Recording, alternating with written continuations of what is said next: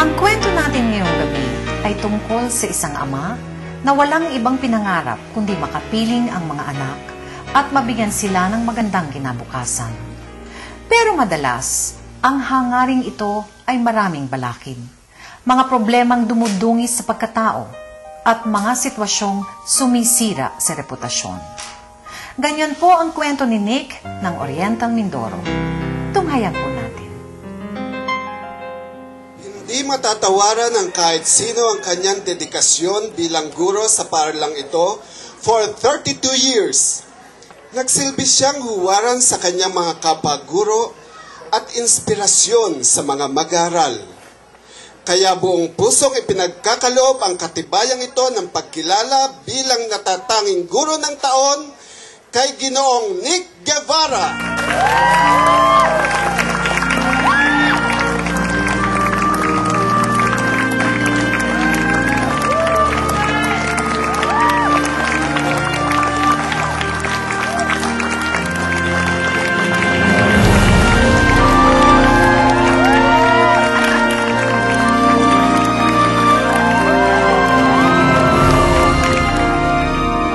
Salamat din. Ingat. Kuya! Oh, Ani. Ay, Sino yun? bagong boarder natin, kuya, di ba? Mukha namang mabait, di ba? Tsaka nagbayad ng 3 buwang advance. Tinanggap mo, lalaki. Ibalik mo yung advance na binigay niyo sa'yo. Ha? Kuya, sayang yung pera. Ani, mag-isip-isip ka nga. Hindi ka na ba nahihiya sa mga boarders mong babae?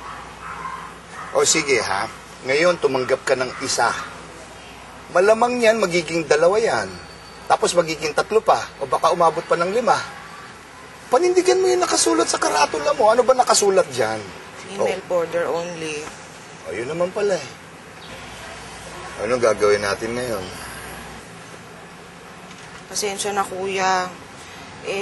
Hindi naman yata ako pwedeng makakapili na ng tenants, di ba? Kasi mamaya mauwi kami sa gutom May award po si tatay. Ano to? Teacher of the Year Award. Sige, kuya. Apa. Gawin ko. Ang anak ko! Ang anak ko, congrats! Ay, Bakit? Teacher of the Year. Oh! Teacher of the Year! Kuya, congrats! Ang galing-galing mo naman! Naku, congratulations, anak! Nakakatuwa naman, di ba?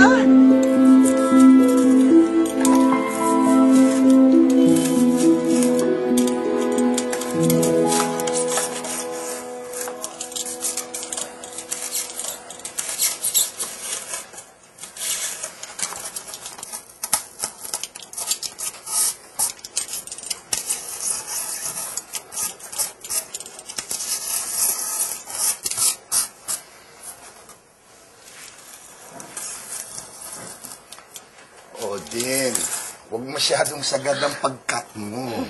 Para kung sakaling pumaling, pwede pang remedyohan. Sige po.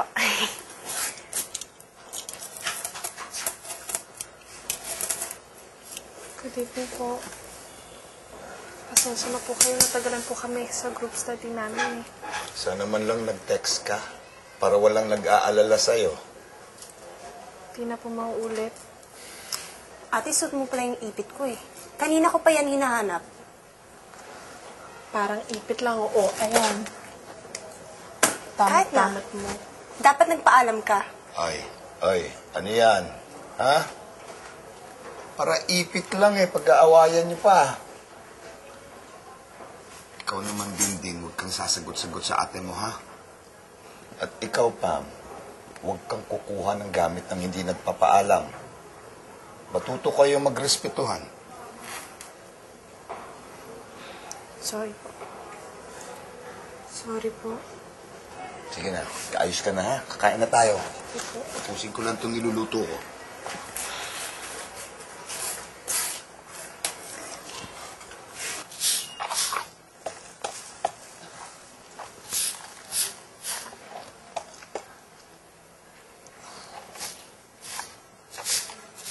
Ma'am!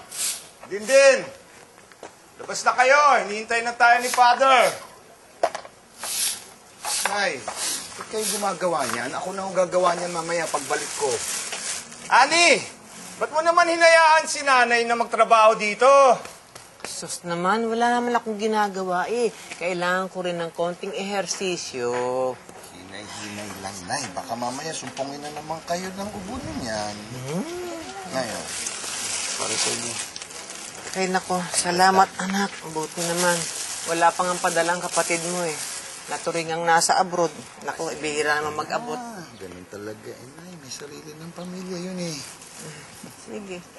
Ay, kuya, ito nga pala si Sarah, yung bago nating boarder, at saka si... Jonathan po. Jonathan, yon. Sarah, Jonathan, ito nanay ko, kuya Nick ko, at saka mga pamangking ko, si Pam at si Dindin. Hi. Uy, Pam, alam mo ba itong si Sarah ay nagtatrabaho dun sa fast food na dati mong pinasukan? Ay, talaga po? Nandun pa rin ba si Ma'am Jam? Mabait yun eh. Hindi ko na siya naabutan eh. Pero sabi nga nila mabait daw yun. Oo, super bait. At considerate pa. Hay, namiss ko tuloy magtrabaho doon. O basta pagbalik namin, nakakwentuhan pa tayo ha. Sige. Halika na. Ingat kayo, ha? Ingat tayo. Halika, Jonathan, akin na natin. Ingat. Taas ka. Ingat kayo.